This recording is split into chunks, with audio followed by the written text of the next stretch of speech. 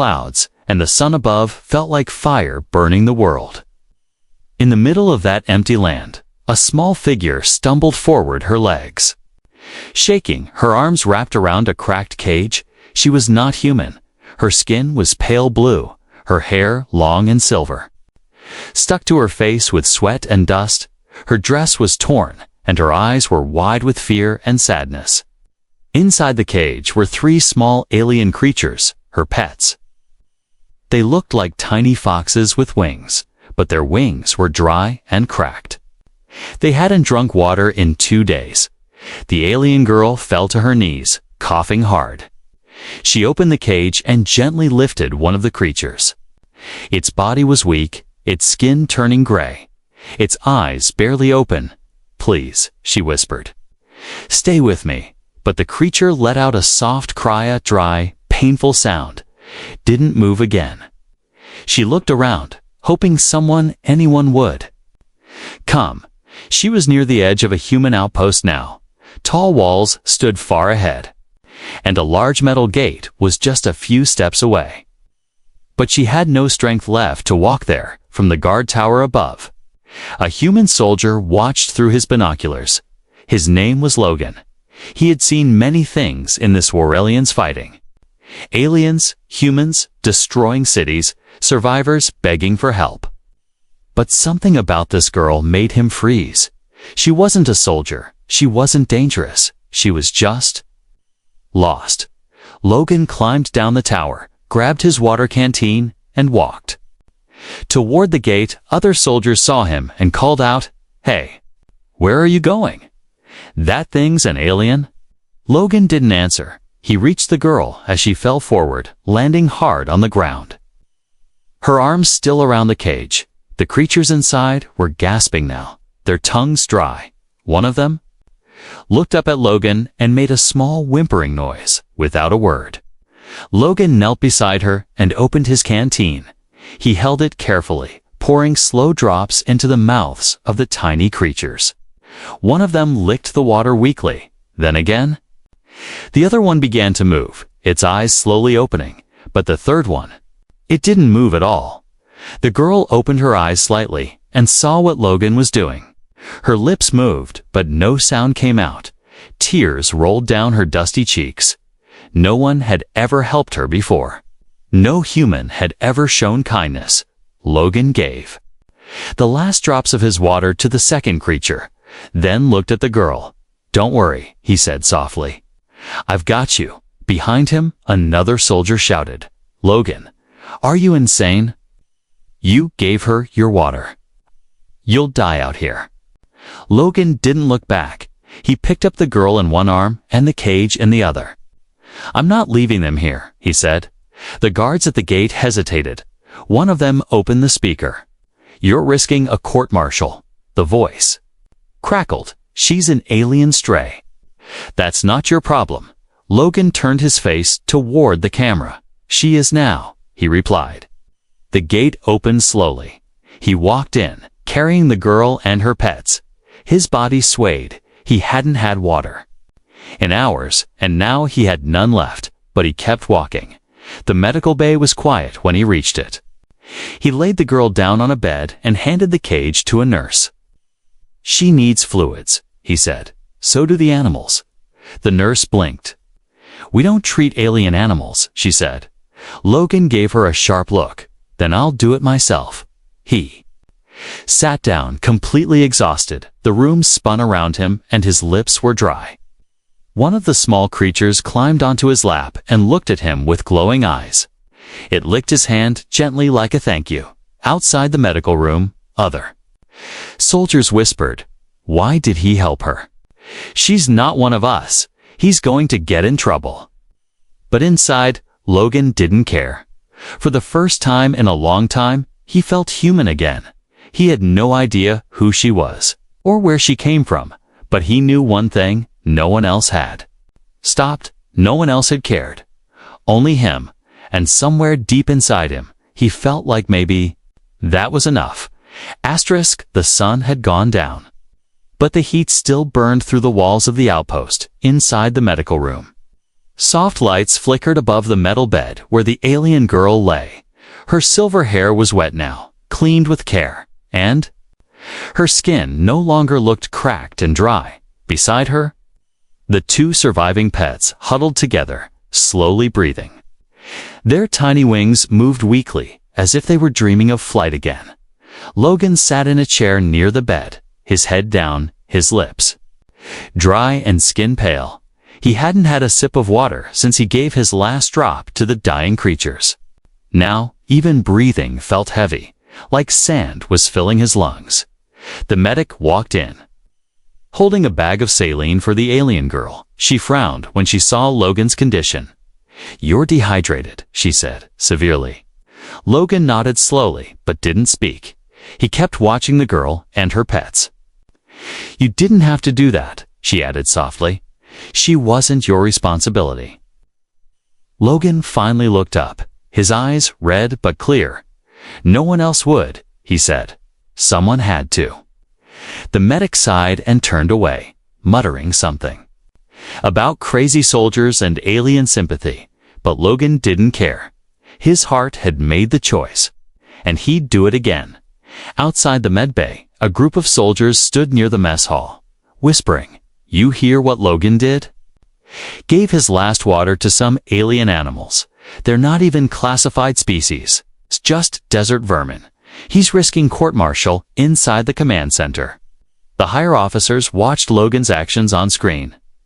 Commander Reeve, a strict man with gray hair and a cold voice, leaned forward. "This is a violation of protocol," he said. "Using human rations for unregistered alien life forms is wasteful and dangerous."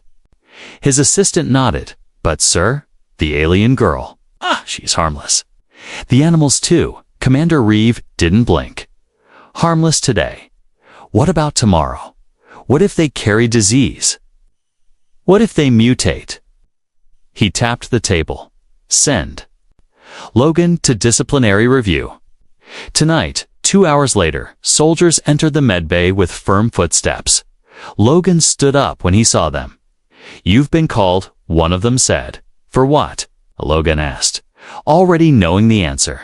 "For wasting resources, endangering yourself, interacting with alien property."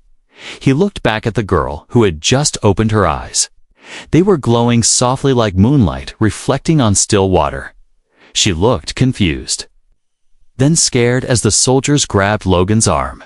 "No," she whispered, her voice rough. "Please. No take." The little pet jumped from the bed and ran toward Logan. It squeaked, nuzzling his boot, refusing to let go. Logan smiled at it. "It's okay, buddy," he said quietly. "I'll be back soon." But deep inside, he wasn't sure. They took him to a small metal room with nothing but a chair, camera, and harsh lights. He sat down, his body weak, but his spirit calm. The screen on the wall turned on, and Commander Reeves' face appeared. "You endangered yourself for alien filth," the commander said coldly. "You disobeyed resource protocols. You understand this?" Logan raised his head slowly. "Yes, sir," he said. "I gave my water to save lives. Alien lives," the commander snapped. "Lives that are not our concern." Logan stared into the screen. "They matter," he said. "They feel pain, they cry, they die. That should be enough to care." Commander Reeve shook his head. "You're a soldier, not a savior." He clicked a button, and the screen went black. Logan sat alone, his throat dry, his body weak but his heart steady. Back in the medbay, the alien girl tried to get up. Her legs still too weak, she looked at the nurse, desperate. "Man? Kind?" Where the nurse frowned. "You mean the soldier. He's being held for questioning." The girl's pets began to panic, making loud noises, jumping at the door. The girl's voice shook as she cried, "Good. Man, please. No punish." Then, something happened. One of the pets climbed onto the girl's chest and placed its tiny paw on her shoulder. A soft glow appeared, and the girl gasped as strength returned to her body. Everyone in the room froze. The creature had healed her, with no machine, no drugs. Just itself. The pet jumped down, ran to the medbay door, and began to scratch it, squeaking loudly. Another soldier outside opened the door, and the creature shot past him like a silver blur. It raced across the hallway, dodging boots and boxers. It knew where Logan was, and it wasn't going to wait inside the holding room. Logan leaned back in the chair, dizzy and dry. His vision blurred, and he felt like falling asleep just as his eyes began to close. He heard something soft, but close. A scratch, a squeak, a glowing paw against the door. He blinked. What the? The door opened slightly, and the small alien creature ran in. It leaped onto Logan's chest and pressed its glowing paw to his forehead. And for the first time in hours, Logan's body felt cool, alive. His dry lips softened. His breathing calmed. He stared at the creature in wonder. "You came back," he whispered. Logan sat on the cold metal bench in the holding room, watching the small alien creature curled up beside him. It had stayed with him all night, guarding him like a loyal dog. Its fur now glowed faintly in the dark, giving off a soft warmth that eased Logan's pain. The thirst that had burned his throat was gone. His heartbeat had slowed, steady and calm again. But peace didn't last long. The door slammed open the next morning. 2 soldiers walked in, followed by Commander Reeve himself. His boots echoed like thunder on the floor. Reeve's eyes narrowed at the creature resting at Logan's side. "That thing again?" he growled. "Remove it." One of the guards stepped forward to grab the pet, but the moment his hand got close, the creature hissed a strange, high-pitched sound and its fur lit up like sparks. The soldier jumped back in shock. "What the hell?" he whispered. Logan stood up slowly, placing a hand between the guard and the creature. "If you touch it," he warned, "it might defend itself." Reeve's jaw tightened. "You are no longer in control here, soldier," he said coldly. "By breaking protocol, you've made yourself a problem." Logan didn't answer. Instead, the small alien pet walked up to Reeve and looked straight at him. Then, in a broken, mechanical voice, it spoke. "Help him." The whole room went silent. Reeve took a step back, stunned. "You programmed it?" "No," Logan said, staring at the creature in disbelief. "I didn't even know it could speak." News spread quickly across the base. An alien pet had spoken. Defending a human soldier, whispers turned into talk, and talk turned into attention. The alien girl, still weak but recovering fast, sat in the medbay with her other pet. She listened carefully to everything happening outside the door. She knew Logan was in danger. Nurses had given her clean clothes and food, but she barely touched them. All she cared about was getting to Logan. A junior officer entered the room, holding a small screen. He looked nervous. "You? Your pet?" "It spoke," he said. The girl blinked slowly, then nodded. "Yes," she whispered. "Day. Remember? Remember what?" he asked. She touched the pet gently. "Pain, kindness, who hurt? Who help?" Meanwhile, Logan was brought before a military review board. 6 officers sat at a long metal table, faces like stone. Reeve stood beside them, arms crossed. "This soldier," Reeve began, "abandoned post, gave away military resources, and violated containment rules." The board stared at Logan. "Do you deny any of these actions?" Logan stood tall, even as sweat rolled down his face. "No," he said. Calmly, "I did all of that." The board whispered among themselves. Finally, one of them asked, "Why?" Logan didn't hesitate. "Because they were dying," he said. "Because no one else would help them." He looked around the room, his voice steady. "You can say I broke rules, and I did, but I didn't break what makes us human." Reeve shook his head. "Compassion can be a weakness," he muttered. Not when it saves lives, Logan replied, suddenly. The door burst open. The alien girl stepped in, supported by 2 medical staff. She was still weak, but her eyes burned with fire. She walked straight to the board, holding a small silver device in her hand. She placed it on the table. A hologram lit up images of her planet, her people, and then the same small alien creatures, but they were being cared for, honored, studied. They weren't just pets, they were sacred healers. The room watched as a hologram showed one of them reviving a dead alien child. Another healed a wounded warrior. With just a touch, then the image changed, showing her village under attack. Humans raiding and burning. She escaped with the last 3, only 3. Tears filled her eyes. Only Logan. Give water, she said. Only he. Care? The board looked shaken.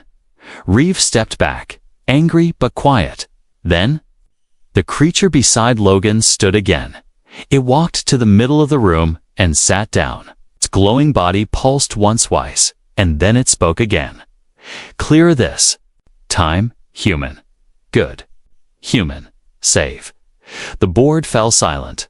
One officer cleared his throat. Logan. You're released, he said. You may return to duty, but, he added, you'll stay under observation. With them, Logan nodded, but inside, he felt only relief. He looked at the girl, who smiled at him weakly, and at the small creature, who now curled back around his boots like a warm blanket outside the boardroom. The hallway buzzed with noise. Soldiers watched as Logan and the alien girl walked together. Whispers followed them, but no one stepped forward to stop them now.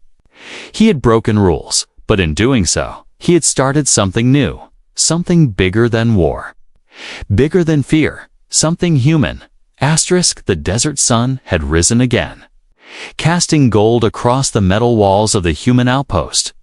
But this morning felt different, inside the research wing. A quiet buzz filled the air. Scientists whispered. Nurses stared, and soldiers peeked through windows. All of them watched the same thing.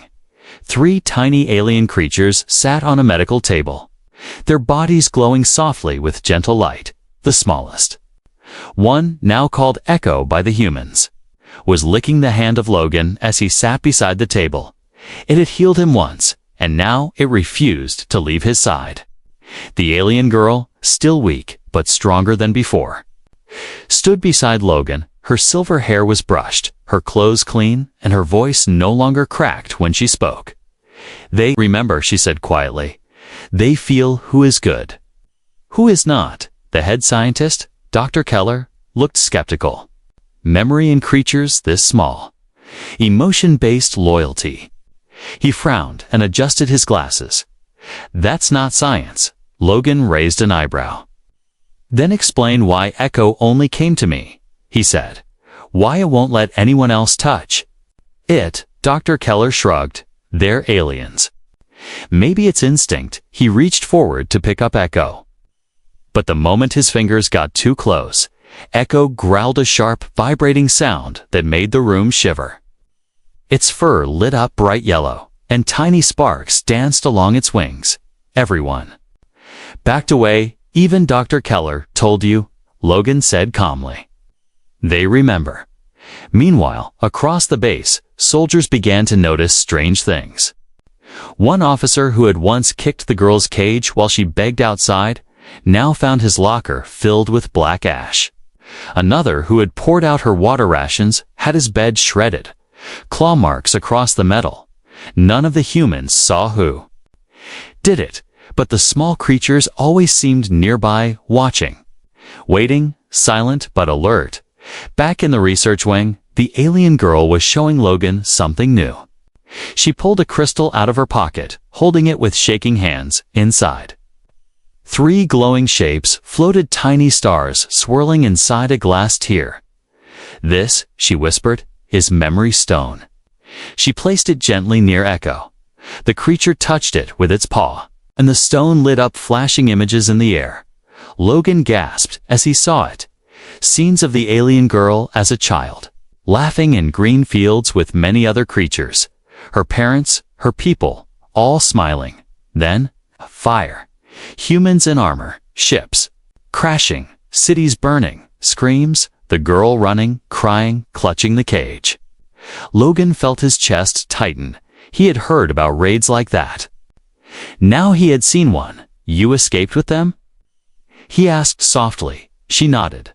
My people. Gone, she said. Only they left. That night, something strange happened while Logan slept in the small recovery room. Echo stood at the window, staring outside. Its fur glowed brighter than ever, wings twitching, ears high. Suddenly, it made a long, soft call, like a song made of wind and stars. The other two pets answered, glowing the same color, and slowly, one by one, they climbed onto Logan's bed. Forming a circle around him, they curled together like a shield. Their warmth surrounding him, the girls smiled and whispered, "They remember." But what no one saw was this: as the creatures curled around Logan, the wounds on his back from years of battle and injury slowly vanished, scars faded, muscles relaxed, and the weight of old pain slipped away. The next morning, the base commander stormed into the lab. "I've had enough of these things," he snapped. "Either they're controlled or they're gone." Dr. Keller tried to calm him. "Sir, they're not just healing creatures. They seem to store emotional memory. It's unlike anything we've ever studied." "I don't care," the commander barked. "I want them tested, scanned, or sent away. We are not a shelter for alien pets." The girl stepped forward. "You take them."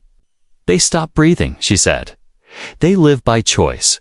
Don't talk to me like we're equals." He snapped. But Echo stepped forward, growled again. This time, its eyes turned bright red for just a second. Everyone froze. Logan stood between them. His voice calm but firm. "If you try to take them, they'll defend her," he said. "And if they do, I'll stand with them." The room went quiet. Even the commander backed away. Feeling something strange crawl down his neck. Fear not of the creatures, but of what it meant. They remembered, and they would never forget. Later that day, the girl looked at Logan. "You protect them," she said, "but they protect you too." Logan looked at Echo, now sleeping in his lap. "I didn't expect that," he whispered. The girl smiled. "They choose who they love." And for the first time, Logan realized these were not just pets. They were survivors, guardians, and maybe something more. They were watching, and they would remember every kindness and every cruelty. The night had fallen soft and quiet. But something deep beneath the outpost stirred awake. The small alien pets, glowing gently beside Logan, twitched in their sleep, their tiny ears rising with each strange vibration through the walls and across the hall. The alien girl stared at the metal floor, her hands shaking slightly as she held something she had kept hidden, something the humans must never see. It was a small, cracked pendant, shaped like a leaf, glowing with a pulse that matched her heartbeat. Inside it was a message, one she had carried since the day her world burned. A memory and a secret. Logan sat across the room, fixing a torn strap on his uniform. He watched her carefully, noticing the fear in her eyes. "You okay?" he asked softly. She looked up slowly, then hesitated. Finally, she whispered, "They don't know what I am." Logan tilted his head. "I thought you were just a girl who lost everything." She shook her head, pressing the pendant to her chest. "No, I am not just a girl," she said. "I am a keeper." Logan frowned. "A keeper of what?" She stood and walked to the edge of the room, opening a small satchel she had kept hidden under the bed. Inside were faded scrolls, broken crystals, and one sealed tube of silver liquid. She placed them on the table, her eyes never leaving his. "My people were not warriors," she said. "We were healers, guardians of the sacred ones." She pointed to the 3 small alien pets now sleeping peacefully. "They are not pets. They are life givers." Logan leaned closer, his voice low. "What do you mean?" life-givers. She touched Echo gently. They heal with their hearts, she whispered. They remember who loves them, who hurts them. She opened one of the scrolls and showed him a sketch, showed creatures like Echo surrounding a dying alien child. The child's skin was cracked, lifeless, but in the next image, she was standing, smiling, whole again. These creatures. They brought her back. Logan asked in disbelief. The girl nodded, yes, but only if they choose. Logan sat back in shock. And you? You're the last of the people who protected them. Her eyes filled with tears. I ran when the sky burned, she whispered. When your ships came, I was just a child, but I carried the last eggs. Hid them from fire. She closed her eyes, breathing slowly. My parents. They died keeping them safe. Outside the room, guards walked past. Their footsteps echoing down the halls. One of them stopped and looked toward the room. He saw the glow from the pendant and narrowed his eyes. That thing's hiding tech. He whispered. He tapped his communicator. Commander Reeve, this is Guard Zeller. The alien girls carrying unregistered artifacts. Reeve's voice came back cold and sharp. Bring them in. Now, Logan and the girl didn't know they were being watched. They continued talking. The girl showing him a small data chip. This holds the map, she said, to the last sanctuary. Sanctuary. Logan repeated. She nodded. Ah, hidden place. Where more sacred ones may still live. Her voice dropped, filled with quiet hope. If they're alive, we must reach them. Before your people do. Suddenly, the door burst open. 6 guards stormed in, guns raised. Step back. One shouted. Logan instinctively pulled the girl behind him. What the hell is this? He snapped. Reeve stepped in behind them, his face like ice. You lied to us, he growled at the girl. You've been hiding alien technology and biological assets. The girl clutched her pendant. They are not assets. They are sacred, she said, with fire in her voice. Reeve pointed at the pets. They are weapons, he declared. Living biotech. Dangerous. We're taking them. Logan stepped in front of the creatures, arms wide. You touch them, and? You'll answer to me, Reeve sneered. You don't have the power to stop us. Just then. Echo leaped from the table and landed in front of Logan, its body lit up with a radiant gold light. Eyes glowing like suns. The other 2 pets joined. Surrounding Logan and the girl, Reeve took a step back. What are they doing? He asked in fear. The girl spoke softly, but with strength. They remember, Commander, she said. They remember who tried to help. And who tried to harm. The 3 creatures began to hum together, their voices combining in a sound so strange, so ancient, it shook the walls. A symbol glowed under their feet, a protective field of memory and light. Reeve turned to the guards. Fall back. Fall back now. Later that night, Logan and the girl were locked in a storage cell deep beneath the base. Their only light came from the quiet glow of Echo, who sat between them, still protecting them. Logan looked at the girl. Why didn't you tell me all of this before? She smiled sadly. Because I didn't know if I could trust you. She looked down at Echo. But they did. And for the first time in years, Logan realized this wasn't just a rescue. It was a war between memory and fear. And now, he was part of it. Asterisk. The cold cell walls vibrated softly as alarms buzzed through the lower levels of the base. The alien girl sat beside Logan in silence. Arms around her knees, the glowing creatures curled in her lap, above them. The human soldiers prepared for something big, something they didn't understand. Commander Reeve stood in the war room, staring at the red alert screen. Reports were coming in. Some of the soldiers were refusing orders. 3 medics had already stepped away from duty, claiming they would not hurt innocent beings. And word was spreading fast. The creatures healed one of our own. They're not weapons, they're miracles. That human soldier gave everything to protect them. Reeve slammed his fist into the table. This base is a military post, not a zoo for alien pets. He growled, "Begin full containment, now." Logan jolted awake in the cell as the loudspeakers buzzed. All non-human life is to be contained, or destroyed immediately. This is a level 3 protocol. He looked at the girl, whose face had gone pale. "They're going to take them," she whispered, her hands clutching the glowing creatures tighter. "They'll die." Logan stood quickly, pacing the room. "Then we don't wait. We get out." The girl looked up, eyes full of confusion and fear. "But how?" He turned toward the air vent at the back of the room and smiled faintly. "I used to crawl through worse places than that when I was a recruit." He said, "Trust me." Within minutes, they were climbing through the narrow tunnels, Echo leading the way with a soft golden glow. Every few feet, Logan had to stop and listen for patrols. The girl followed closely, holding the smallest creature in her arms, its body warm and trembling. "They're afraid," she whispered, "of the humans." She shook her head. "No." Of being forgotten. Meanwhile, on the surface, a group of soldiers gathered near the command center, their weapons loaded, their orders clear. Seize the aliens. Use force, if necessary. But another group stood nearby, quiet, unarmed, wearing medical patches and light armor. They didn't speak, but their presence was loud. They had seen what the creatures could do. They had watched Logan nearly die, and come back because of them.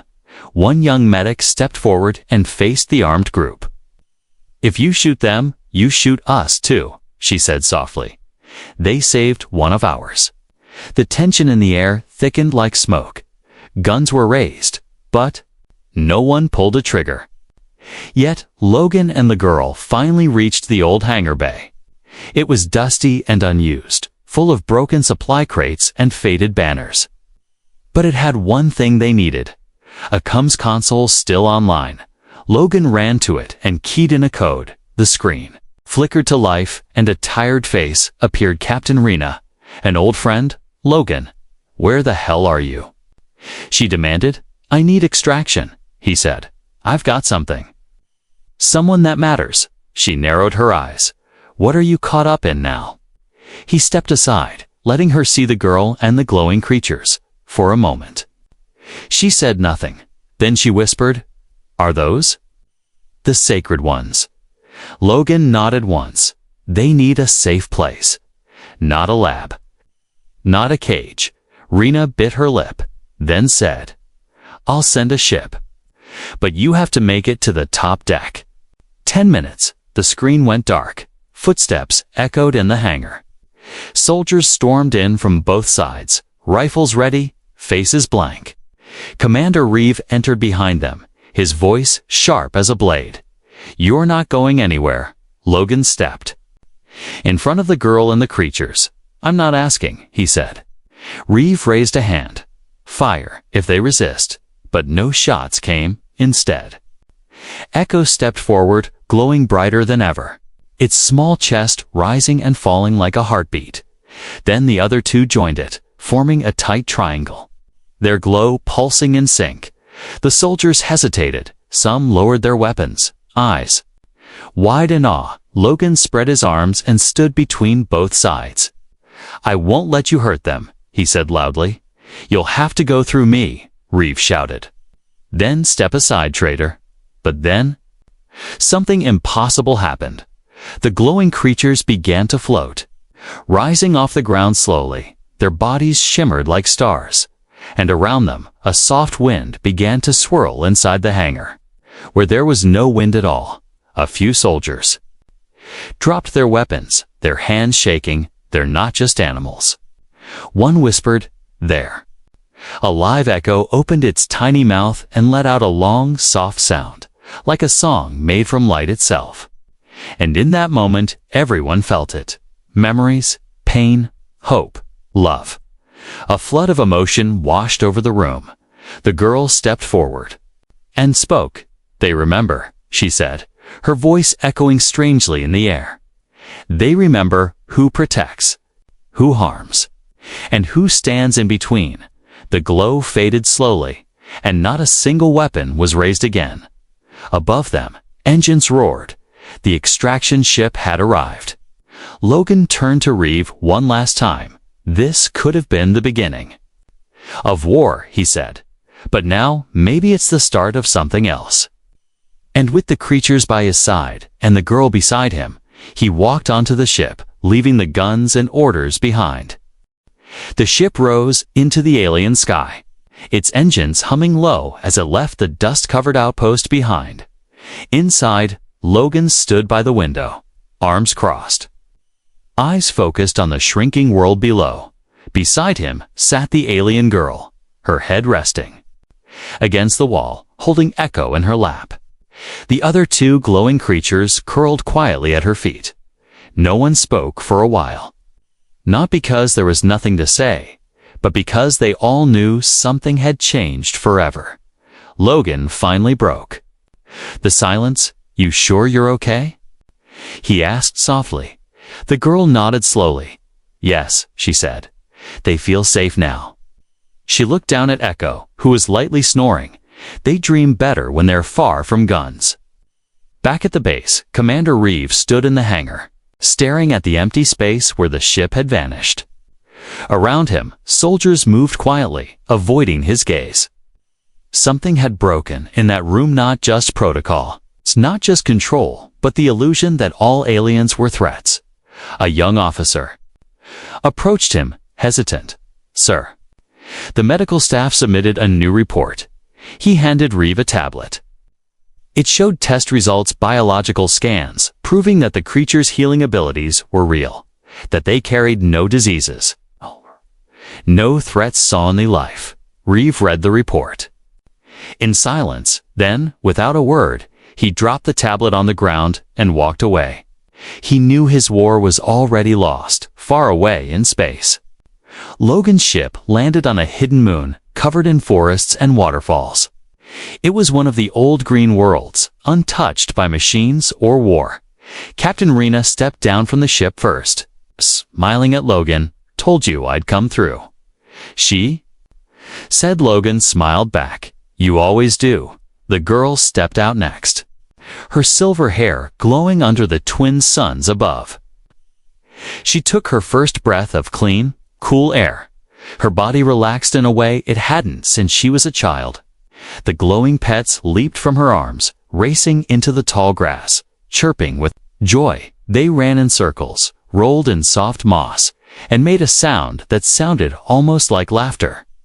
She looked at Logan, her eyes wide. "There." "Happy," she said, as if surprised. He nodded. "They're free." They walked to the edge of a high cliff, overlooking a valley full of blue trees and sparkling rivers. In the distance, strange shapes moved among the trees. The girl's eyes widened. "There," she whispered. "The others?" Logan looked carefully. Dozens of tiny glowing figures moved through the woods, creatures like Echo, like the ones she had carried for so long. They were still alive. The sanctuary had worked. She fell to her knees, hands shaking. Tears ran down her face, not of fear this time, but of joy. "I thought they were gone," she whispered. "I thought I failed." Logan knelt beside her. "You carried them across a dead world." He said, "You didn't fail. You kept hope alive." They spent the next days building a new shelter near the forest's edge. Not a cage, not a lab, just a home. The creatures came and went freely, some healing the plants, others simply curling up beside the girl at night. More humans began arriving, doctors, helpers, and even families who had heard the story. They didn't come to conquer, they came to learn, and the girl began to teach them. She showed them how the creatures bonded, how they remembered pain and kindness. She told them the stories of her people, not as a victim, but as a voice of something ancient and sacred. One night around a fire, Logan asked her a quiet question. "What will you do now? You're free. You can go anywhere."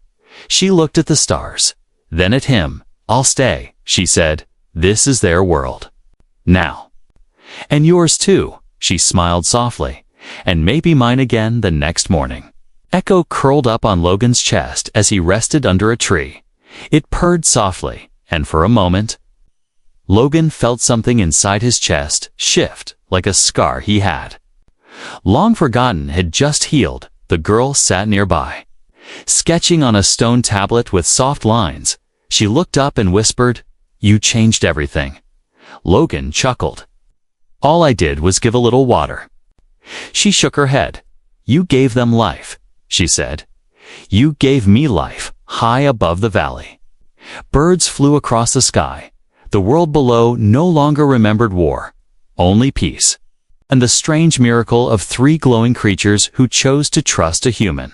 And that human who gave up everything to protect the helpless had found something even greater than victory. He had found a new life, one where kindness was stronger than fear, one where memory was a shield, and one where hope finally had a home. The end.